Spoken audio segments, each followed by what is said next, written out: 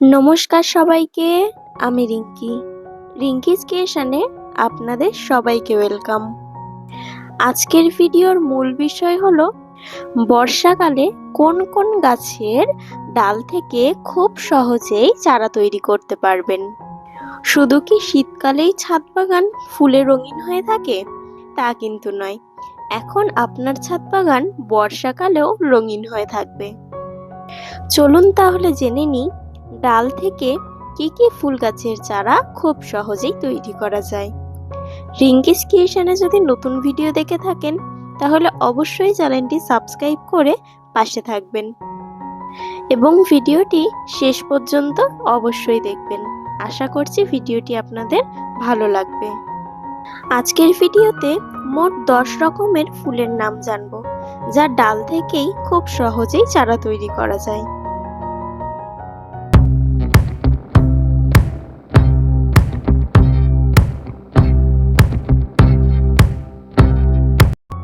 প্রথমেই যেই ফুলটি আপনারা ভিডিওতে দেখছেন, আশা করছি এই ফুলটি আপনাদের সবারই খুব চেনা। ফুলটির নাম হলো পর্তুলিকা।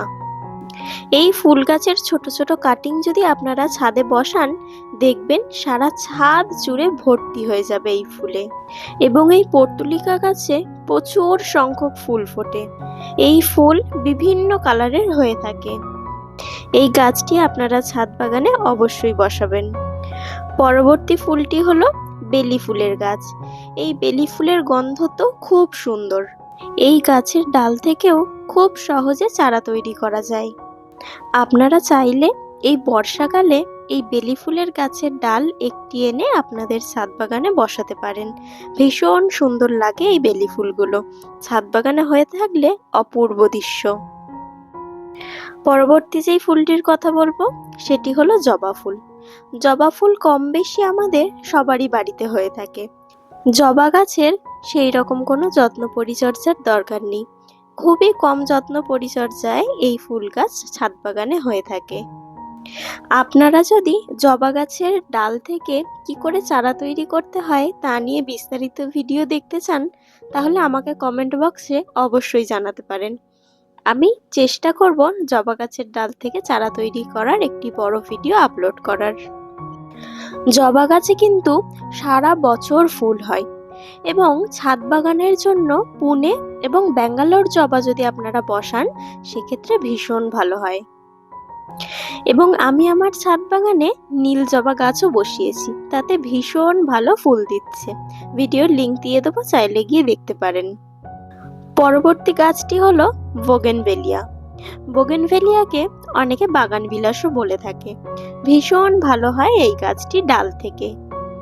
বাগান বিলাসের একটি ডাল এনে আপনারা ছাদ বাগানে বসিয়ে দেবেন, দেখবেন কিছুদিনের মধ্যেই তাতে ফুল এসে ভর্তি হয়ে গেছে।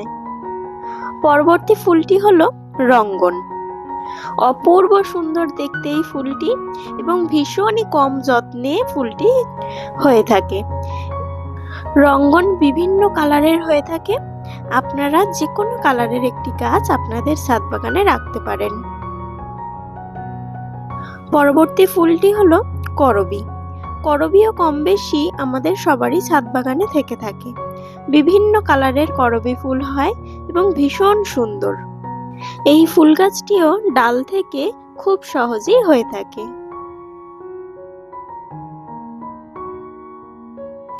পরবর্তী ফুলটি হলো টগর। টগর তো আমাদের সবারই খুব চেনা এবং আশা করি আমাদের কম বেশি সবারই বাড়িতে একটি হলেও টগর ফুল গাছ থেকে থাকে। এই টগর ফুল গাছও খুব কম যত্ন পরিচর্যায় বেড়ে ওঠে। টগর ফুল গাছের দু রকম ভ্যারাইটিস আছে, একটি সিঙ্গেল পাপড়ি এবং একটি ডবল পাপড়ি। পরবর্তী হলো চন্দ্রপ্রভা ফুল।